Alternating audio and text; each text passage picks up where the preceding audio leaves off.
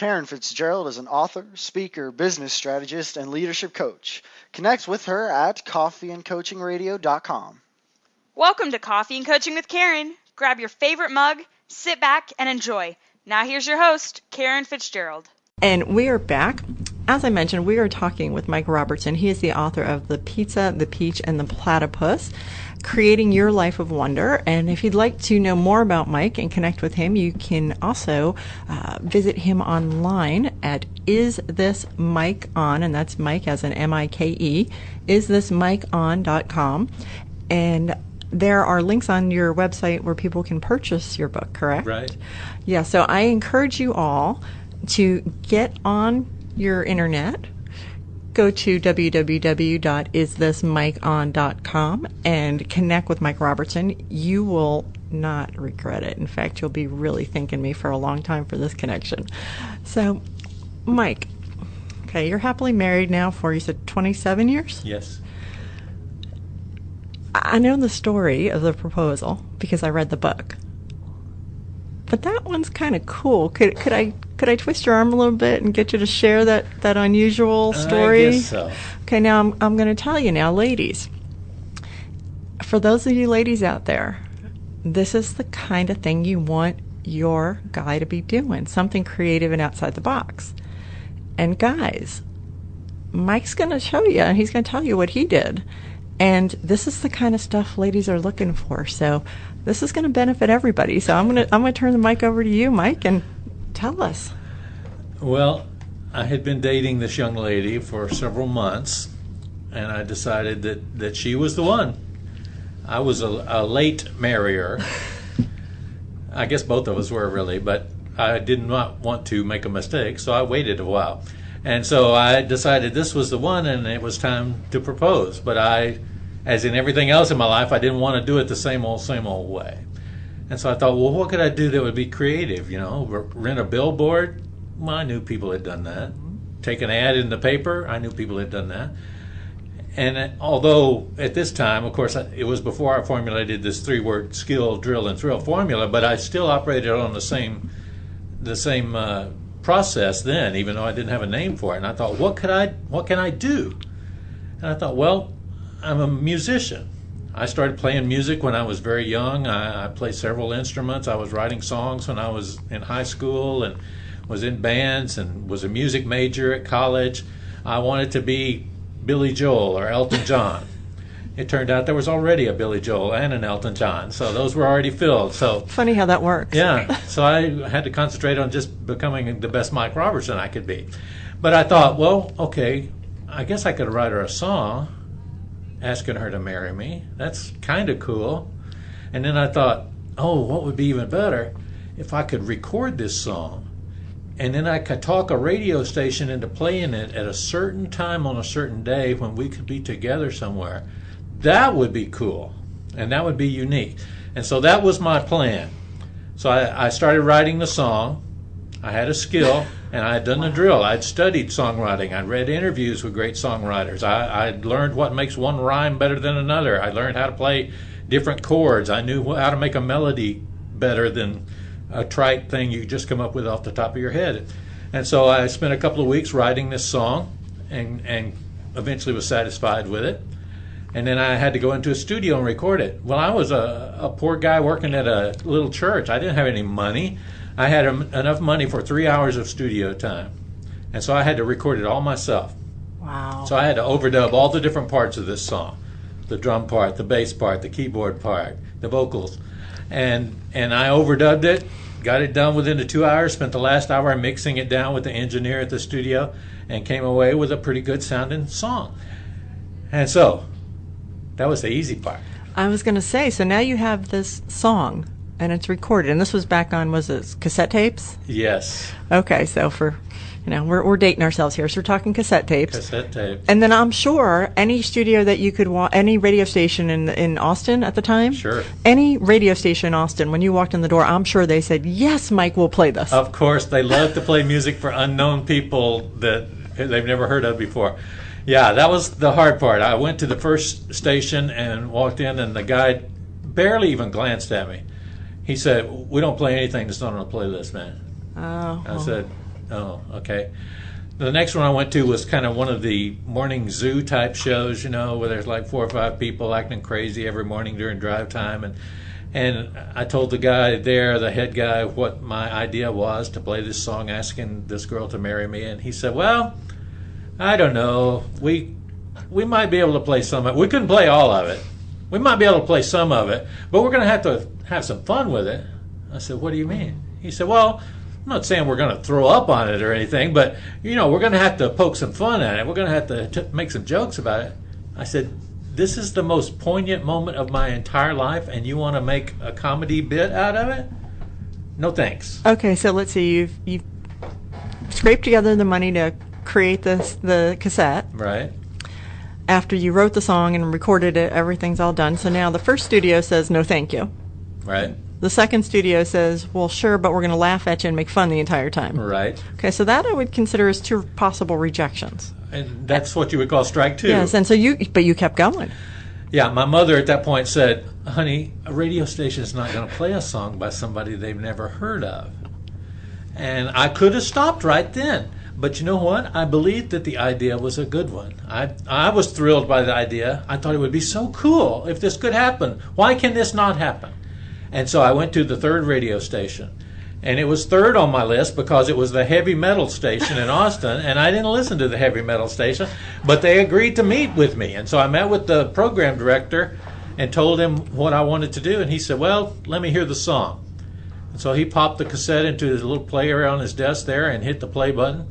And he only listened to like 20 seconds of it, which I understand. He had to make sure I was not crazy. Right. Because I could have been totally inept and say, will you play my song? And he listened to 20 seconds of it and he said, yeah, we'll do it. When do you want to do it?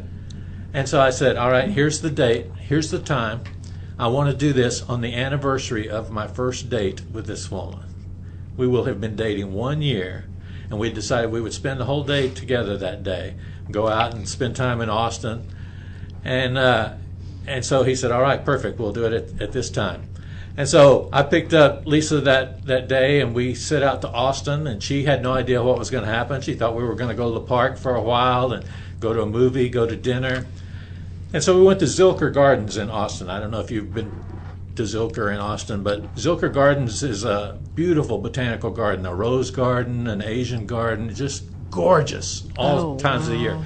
And I happened to know that her father had proposed to her mother in Zilker Gardens. So see, I just want to say, aw. All the pieces fit. And so we're walking through the garden. I have my little jam box with me so we can listen to the radio. I also have my nifty little 3D camera from the 50s that has 2 lenses on the front that takes 2 shots at the same time, and then you look in the slide viewer like a Viewmaster, and you see a 3-dimensional picture. It's really cool. That's really cool. Do you still have that? I do still have it. I haven't used it in years, but yeah, they came out in the 50s. They were big for a while. That's really So cool. I had that and a tripod. We are in this beautiful garden, sitting on this boulder. I have my 3D camera on a tripod. We're sitting there. She has the jam box on her lap.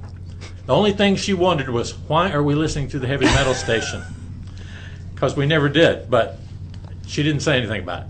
So then all of a sudden, at the time, we're sitting there, and the DJ, a female disc jockey, comes on and says, and now, here's a special song for Lisa from Mike. And my song starts playing, and my voice comes out of the radio, and the chorus of the song just straight out says, will you marry me? And it gets to the end, and the song ends with wedding bells sounds at the end. And when it was over, I dropped down on one knee, and I reached in my pocket and pulled out a ring, and I said, well, what do you say? And she said, yes. Oh, it's a good thing. Good thing, wouldn't it?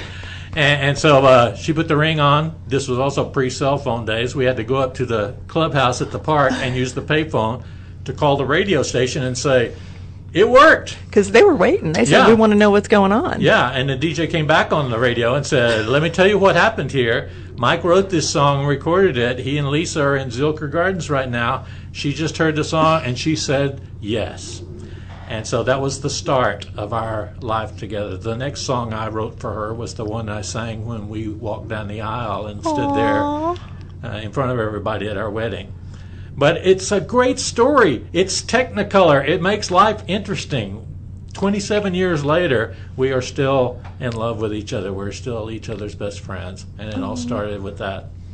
That is absolutely wonderful. Is Lisa listening today, hopefully? Lisa's about to get on a plane to fly to New York City right now. She's working on a documentary film that she and another friend of ours have been working on for several months. Can you tell us the topic or not yet? I think I can tell you the topic. They're working on a documentary on electric football. I don't even know what electric football is. Well, you may be too young, but when I was a kid, guys loved electric football, and it was a big metal board about 3 feet long, and you had little football players that you lined up on there, and then you flip this switch, and it sends a current through the table, and these guys just kind of move around, and you try to get your guy to cross the goalpost and not be blocked by the other team. That sounds like fun. It's very old technology, but it's still around, and they still have even a Super Bowl every year. So they're on their way to New York. She's going to be interviewing Chris Berman at ESPN tomorrow to get his thoughts on electric football. Well, Lisa, we wish you safe travels, and please share some more about this electric football with me when you get the opportunity and you're able to, because that's something I think it's fascinating. Can we get one? About it. Can we get one? Sammy's over here going, can we get one? It's very cool. I want one. And one thing about the book and the proposal song, there's a link in the book. I know there is. And a QR code, if you're hip enough to use QR codes, that will take you to that picture that was snapped at the moment that song played on the radio, and you can also hear the recording as it played on the radio that day. Was very cool. I mean, I have to tell you, the book, okay, so The Pizza, the Peach, and the Platypus, and Creating Your Life of Wonder, which people can find on your website, which is isthismikeon.com, and that's Mike as in M-I-K-E, and very creative. I have to tell you, there's a couple things. First of all, there's a QR code, and that's actually, I just opened right to the one where you were proposing, and that was page 44. There's a QR code, but there's something creative you did with this book that I will tell you, as a writer and an author myself, I got a few pages in, and I almost called you. So the reason I almost called you was I was looking at this and I was going, wow, there's a couple of interesting, I guess you'd call them typos. And I don't want to spoil the movie for anybody, because you definitely need to read this book. Anybody who has an interest in creating some wonder in their life and not having their slate be blank when the time comes to leave this physical world, move on to wherever you believe you're going. But there's some creativity in this book.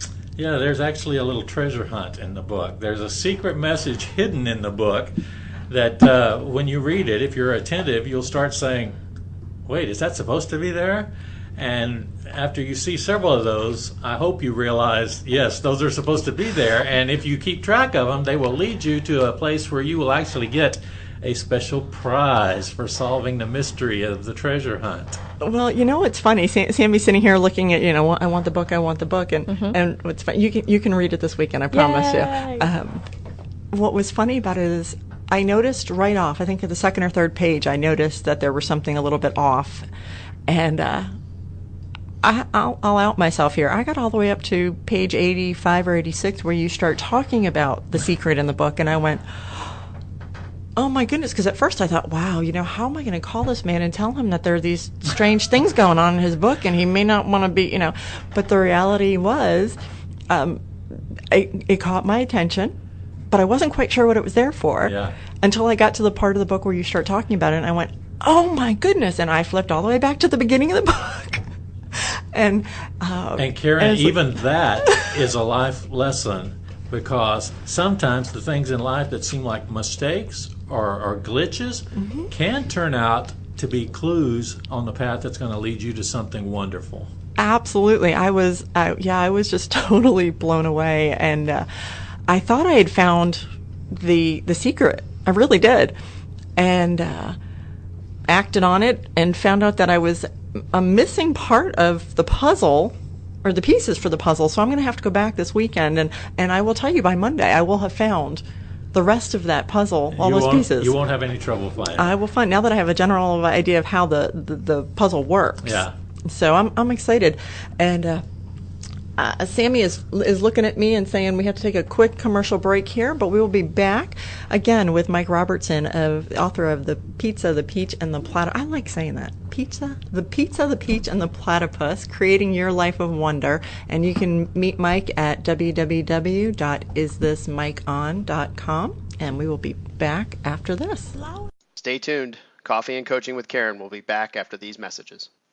Looking to monetize your passions? Ready to get paid for doing what you love?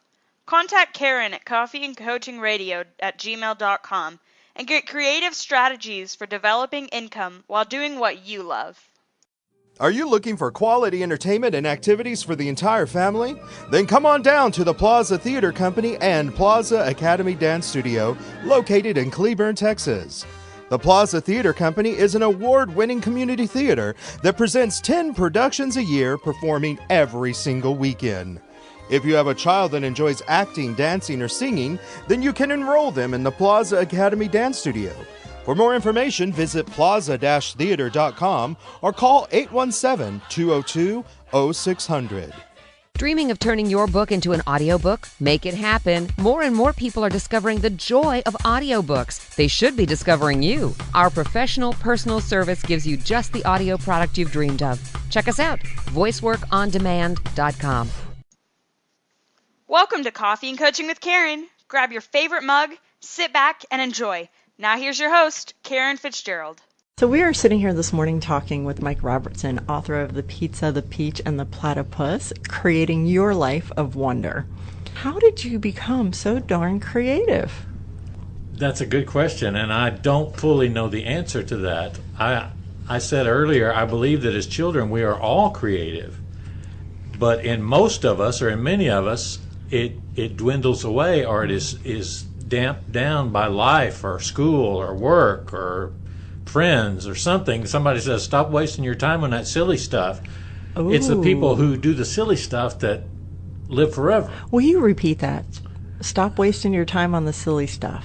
Yeah, that's what people say to creative people sometimes. But you said something after that, which was it's the silly stuff. It's the people who do the silly stuff are the ones that live forever. Did you notice who the book is dedicated to? There are three names in the front. Yes, and the first one, I'm recognizing this top one, and I'm going to ask you, does that have to do with a beach? Yes. Okay, so Brian Wilson, and I'll date myself, that's a Beach Boy. Right. Okay, now the other two I do not recognize, so I'm going to let you share who these other two people are. Winsor McCay was a cartoonist in the early part of the 20th century, when newspaper comics were a brand new thing. He created a newspaper comic called Little Nemo in Slumberland. Ooh. And still to this day, if you look him up online, he was just an incredible artist that created these amazing landscapes that this little boy dreams every night. He dreams he's in this wonderland, slumberland, and the architecture and creatures he meets are just incredible. And then he always wakes up in the last panel and he's falling out of his bed. But he created these amazing worlds. Now, the other name, Julius Henry Marx. You don't know who that is, huh? I'm thinking of a Marx brother. Yeah, that is actually Groucho Marx. Wow. So these three guys are who this book is dedicated, because each one of them created a sense of wonder in me, in making me laugh at their hilarious antics, or showing me this world of Slumberland, or in Brian Wilson's case, creating amazing music. Brian Wilson is just my musical hero.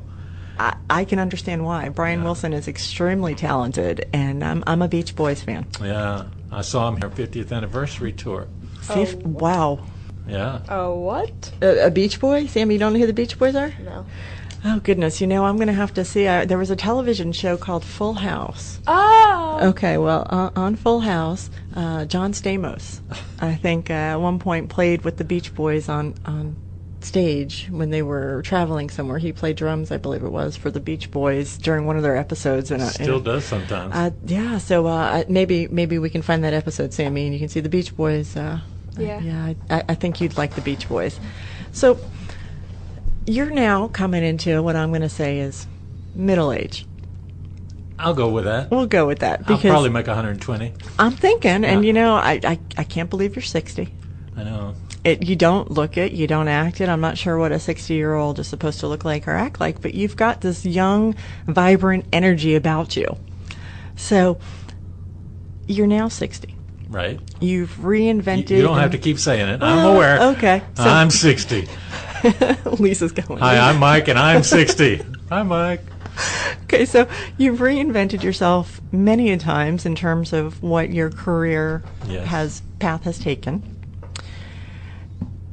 Is there a particular age where you can just sit back and coast? Is there some time that happens? No, there is not an age when that is acceptable. As long as your brain is percolating, you should be doing something with it.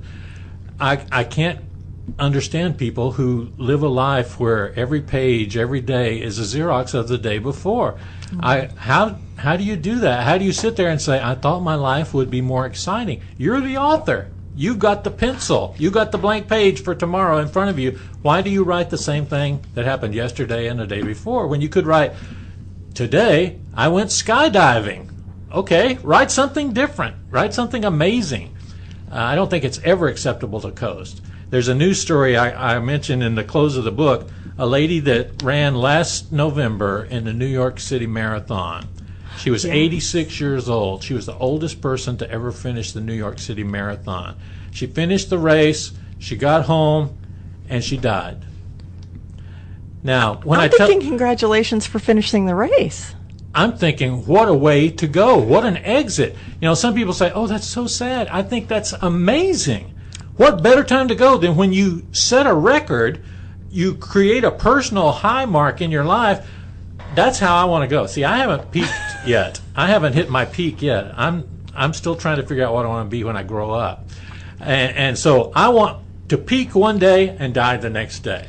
I don't want to peak in high school and then spend the next 40 years going, that was so great when I was in high school. I don't want to peak when I'm 60 and die when I'm 80 thinking, oh, I wish I had done more in the last 20 years. I want to peak and then check out. Take me out, Coach. Okay, so when you say that, you think of all of these individuals out there. We all see it. I mean, it's on the news, it's on the internet, and as much as we avoid the CNN constantly negative stuff, it pops up. Where you hear stories of people who found some type of fame or height of their game, so to speak, when they were young. And when I say young, I'm talking they could have been, a child, or they could have been, teenagers, or even into their 20s. And then by the time they're 30 and they just have, their life seems boring, like they're not doing anything. And there's an expectation of, okay, you've done this magnificent thing, whatever it is. Right. What are you going to do next? Right. So do you have that feeling? Do you experience that where you've created something? You already said you're working on your next book. Are you already thinking, okay, how am I going to top this? Or is it more of, is there a different thought process for you? It's not about topping it. It's about adding on to it, complementing it.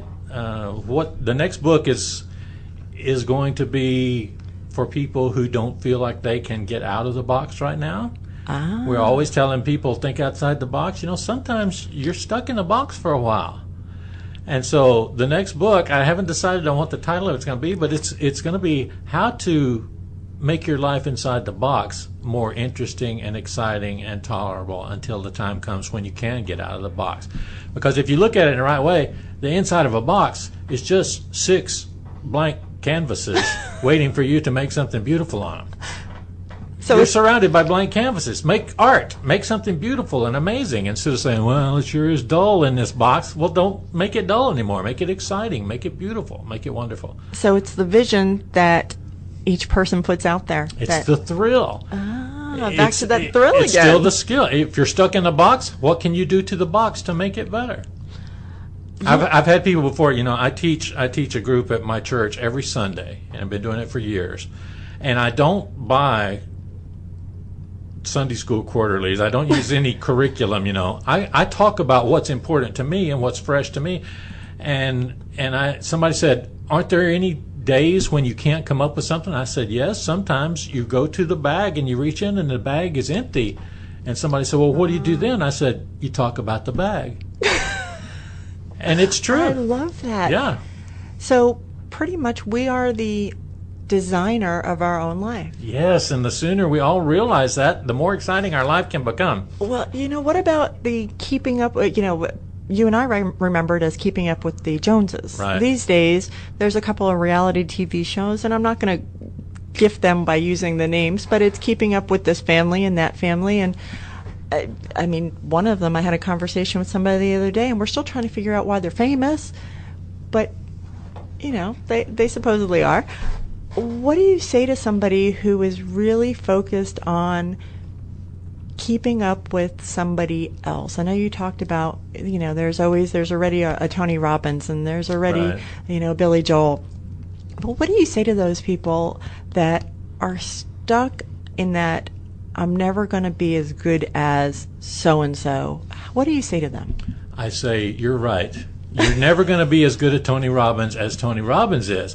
But you may be the most wonderful Caryn FitzGerald that has ever existed. That is fully within your grasp and your potential. Stop trying to be somebody else and find out who you're supposed to be. What's your skill? Have you done the drill? Have you come up with the thrilling idea? That's going to make you love your life. I was thinking when I was driving here this morning, of course, I'm rehearsing our interview in my head, which I do. I carry on imaginary conversations a lot. Me too. But I thought if she asked me if it helps me to sleep better at night, I'm going to have to say it does not. Because when you really start being creative with your life, it's really hard to shut your brain down. And many, many days, I will wake up at 4 in the morning and my brain will kick into gear and say, oh, you know what you could do today? You could do this and this. Oh, and you know what you could add to that book? You could write this and this. And I can't go back to sleep because there are so many things I want to do. Yeah. I'm 60. That's the time when a lot of people say, well, I'm just going to coast from here on out. No, not me. I'm looking for new stuff to do.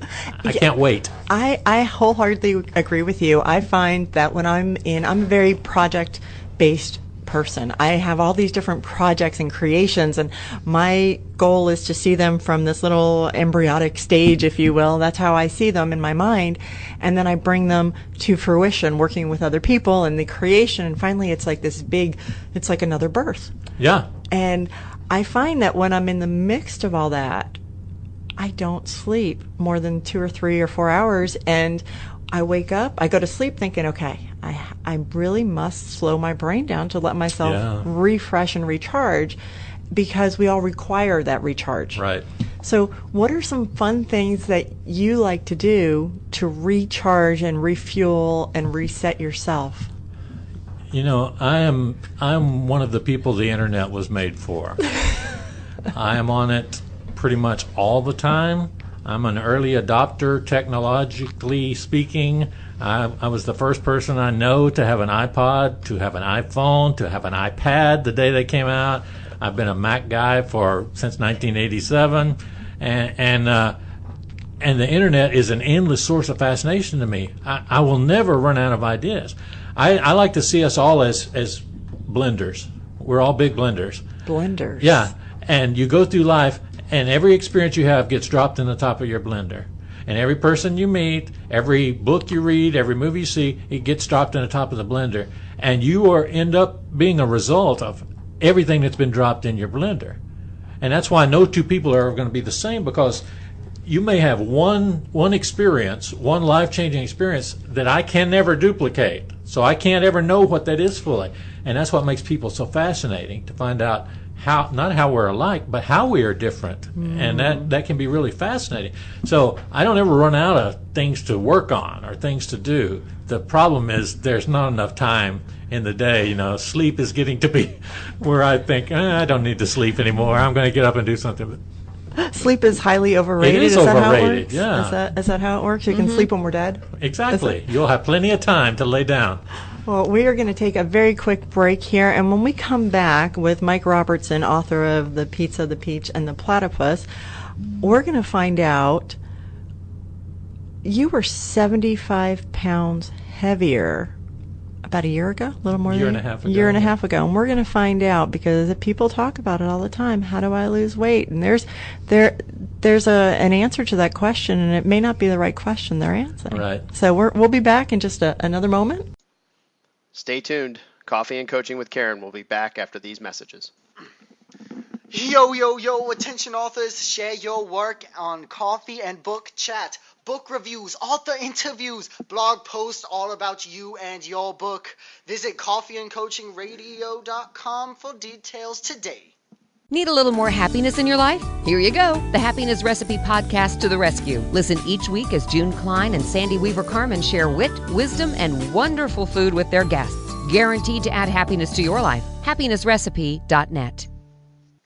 Welcome to Coffee and Coaching with Caryn. Grab your favorite mug, sit back, and enjoy. Now here's your host, Caryn FitzGerald. So we are sitting here this morning talking with Mike Robertson, author of The Pizza, the Peach, and the Platypus, Creating Your Life of Wonder. And I understand a year and a half ago, you were quite a sizable man there. Was it 75 pounds larger? Yes. Okay, so people do ask me. I work with a lot of individuals who are looking to improve their health, and I get the question all the time, which is, how do I lose X amount of weight, 5 pounds, 20 pounds, 50 pounds, whatever it is? And there's a secret. And I'm going to ask you to share the secret because you found the secret. Yes. So tell us a little bit more. What's the answer to the question?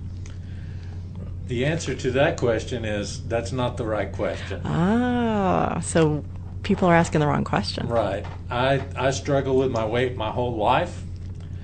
And the answer to the question, how do you lose weight, is simple. You diet. Any diet will work.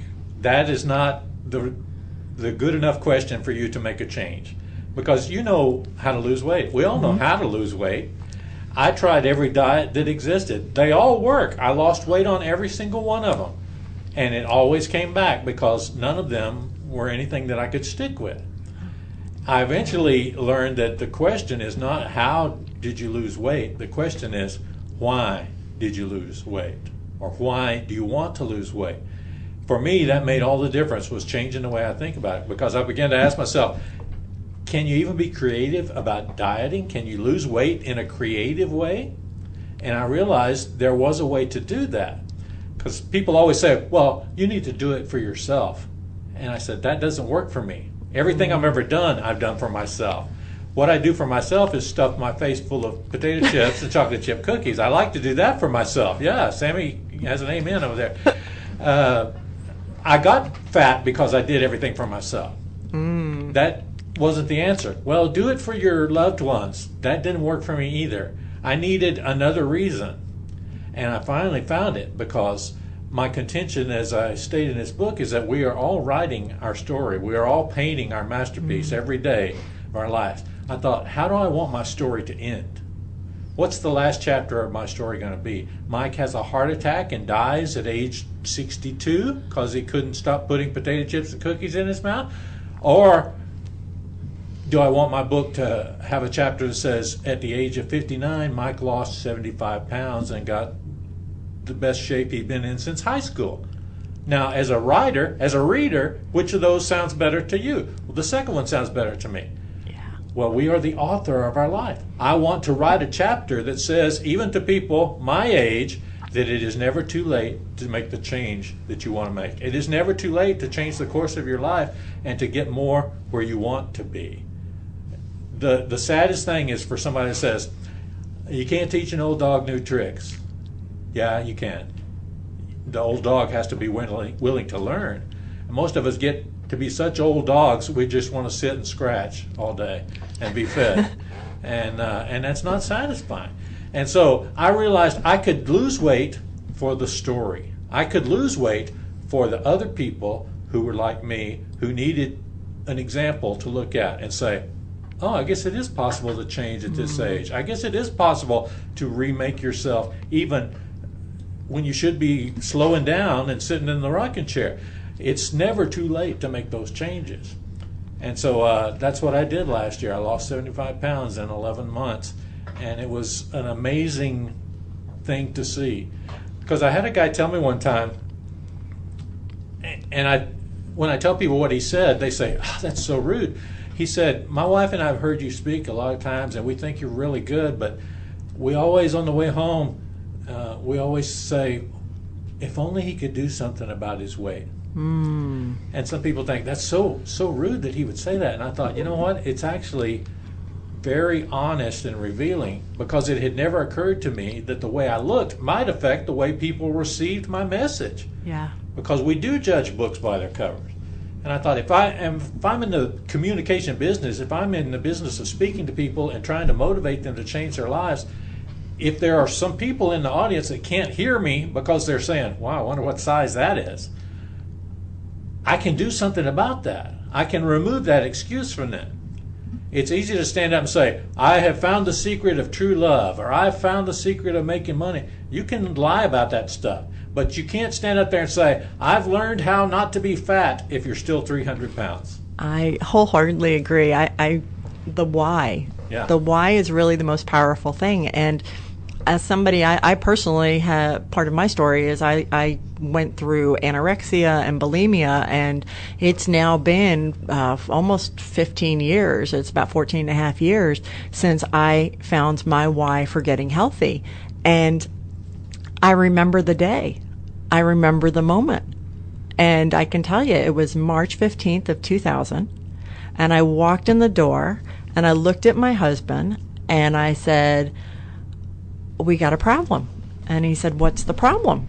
Now, mind you, we've been together for many years, and he had no idea I was bulimic. And so that was the first issue. The second issue was I was pregnant. And so my why became, I've got to do this because I'm carrying this child. And it's not about me anymore and that selfishness. You know, you talk about it. I had done all that stuff and, for years to me. Right. And when you talk about using food, I'm sure there were different challenges in your life where food was the comfort. Absolutely. And you get to that point where you just get done beating yourself up and you go, okay, you know what? What's my why? And I love your why. Mine's sitting in front of me. Right. And so I get a reminder of that every day. And you get to see that every time that you turn around, you see your beautiful wife and your daughter, and 5-10 years down the road, maybe some grandbabies in there. No rush, Lindsay. And you get up in front of your audiences, and now do you speak differently? Does that come through you? Do you feel differently where you're now looking really good? I mean, you are definitely, I would not look at you and say, wow, 75 pounds heavier. I couldn't even picture it. Well, pardon the pun, but it gives weight to my words now, because I can put that picture of me at 295 pounds up on the screen and say, look, this is me a year and a half ago. And they go, oh, maybe he does know what he's talking about. Look at that. It's embarrassing to put that picture up, but I'm excited to show people it's possible to change. It's possible to do dramatic things with your life that you don't think you can do. So you can. Once you make that decision, it's the why. Yeah. It's the why factor.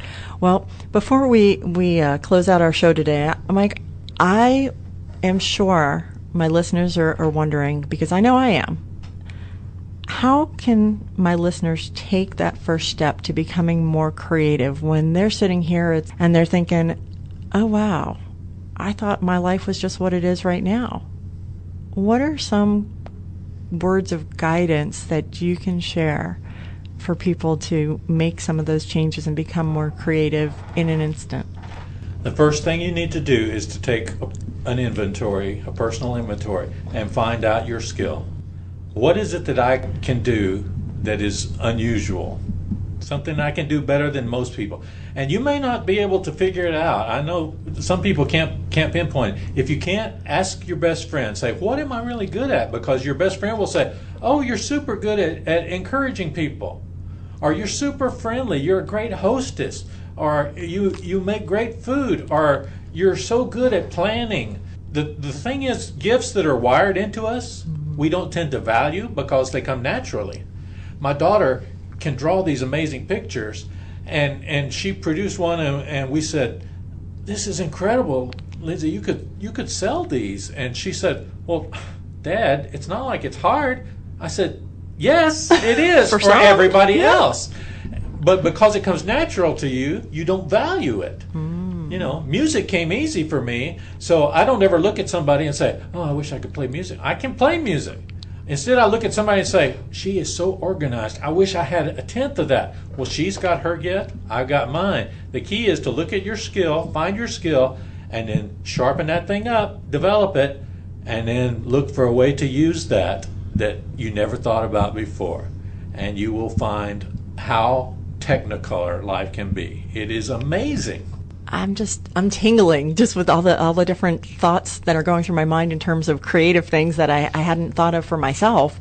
And I thank you for that. What are some ways as a parent that we can encourage our kids? Because as we touched on, our school systems are places where our kids may not have their creativity encouraged. So as a parent, how can we help our kids to hone in on their creative skills? Well, at the risk of getting controversial, it's okay. I would say, obviously, from what I've seen of Sammy here today, you're on the right track because she's very much like my daughter. She still has her creativity. She's still interested in a lot of things. That is the key. Don't shut the door on anything yet. You will have plenty of time to say, okay, now I know what I'm supposed to spend my time on. Don't close off too many doors early on in your life. Instead, just soak everything in. Just be a big sponge and say, oh, that's interesting. Oh, this is interesting. Oh, look at that. That's interesting. One of those is going to ring a chord and say, oh, this is what I want to do with my life. So parents that plan their future for their kids, that's a futile endeavor. You know, you want to encourage, you want to support, but don't say, here's what you should do, honey. We've got it all figured out. We want you to go to this school and then get a job here, and then you're going to do this. And chances are that's not going to happen. Or if it does happen, your kid is not going to be happy because they're not living their own life. They're living the blueprint you came up with. And that's not the way we're supposed to live. So it's okay if your kid goes to a couple of years of college and then turns around and calls you and says, Mom, Dad, I'm going to drop out of college because I found my passion and I'm really excited about it, and they're happy and they found a way to hone that skill and make some money at it. That's okay? I tell you what, my daughter finished college. I did not. I went to 4 years of a 5-year degree, and then I said, nope, I'm ready to go do something else. And so I did that. My parents were shocked. They were mournful. They couldn't believe it. But I can't complain. My life has been amazing and exciting. Every one of us has to find our own path, and it is not too late. Whether you're 14 or whether you're 84, there's still a path for you. And you need to get off the one that everybody else is on, because you get off that beaten path, and I tell you, Caryn, there's no traffic out there. I love it. Well, ladies and gentlemen, thank you for joining us today. We have been here with Mike Robertson, the author of The Pizza, the Peach, and the Platypus, Creating Your Life of Wonder. And you can connect with Mike at his website, www.isthismikeon.com. And we look forward to seeing you again next. You've been listening to Coffee and Coaching with Caryn. Thank you so much for joining us. Tune in next time for more Coffee and Coaching with Caryn. Until then, visit us at coffeeandcoachingradio.com.